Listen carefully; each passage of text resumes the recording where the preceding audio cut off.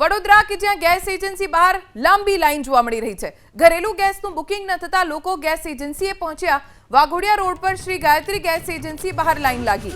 Online booking ન થતા લોકો પહોંચ્યા ગેસ એજન્સી બહાર। ગેસની કોઈ અછત ન હોવાની સરકાર સ્પષ્ટતા કરી ચૂકી છે। અફવામાં ન આપો ધ્યાન, ગેસનો પૂરતો જથ્થો હોવાનો સરકારે દાવો કર્યો છે। ઘરેલું ગેસ હંમેશા સરકારની પ્રાથમિકતા રહેશે તેવો દાવો સરકાર તરફથી કરવામાં આવ્યો છે। એટલે લોકો અધીરાઈ ન રાખે અને ખોટી અફવાઓમાં ન આવે। છતાં વડોદરાના દ્રશ્યો છે જ્યાં ગેસ એજન્સીની બહાર લાંબી લાઈન લાગી છે।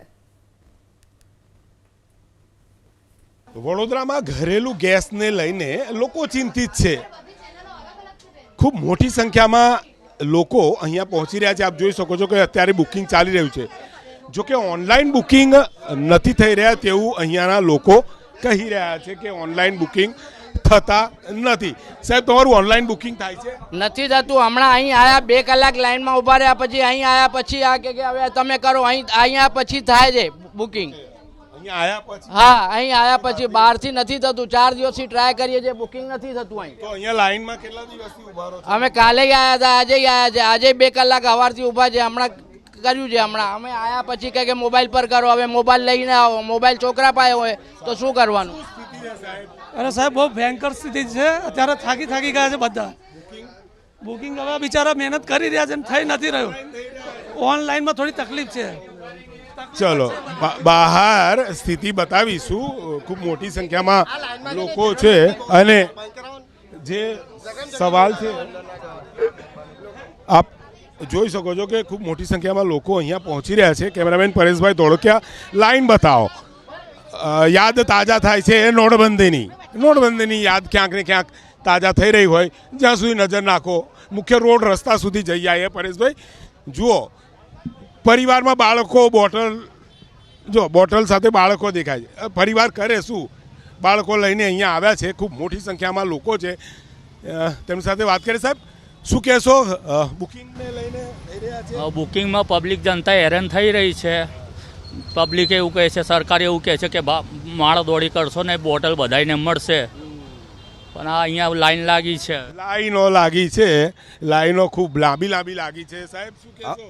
અમારા રમજાન માસ હોવાથી બધોએ રોજા રાખેલા હોય અને તડકાના અંદર લાઈનના અંદર ઊભા રહે માણસ રોજાવાળા, તેની હાલત કેવી થાય? સવાલ તો છે જ। અને ખૂબ મોટી લાઈનો આપ જોઈ શકો છો।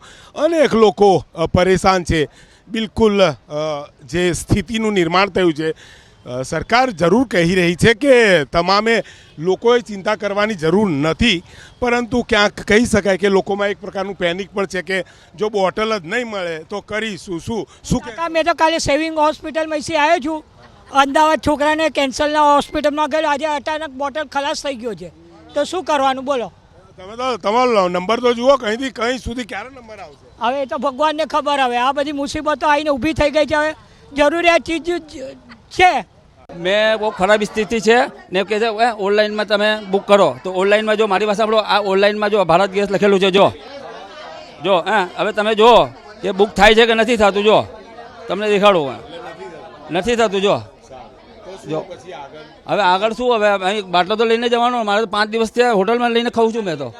હા, શું કરવાનું બોલો? સ્ટોક પૂરતો છે પણ પબ્લિકમાં એક એ વહેમ છે કે અમને નહીં મળે, એવું પેનિક છે। બીજું કશું જ નથી। બોટલ મળવાના જ છે બધાને, પણ બોટલ મળે છે ને બધાને આપીએ છીએ, ડિલિવરી પણ ચાલુ જ છે અમારી, પણ પબ્લિકને સંતોષ નથી, એવું છે। પેનિક છે, થાય છે જ બુકિંગ, રજિસ્ટર્ડ મોબાઈલ નંબરથી બુકિંગ થાય છે।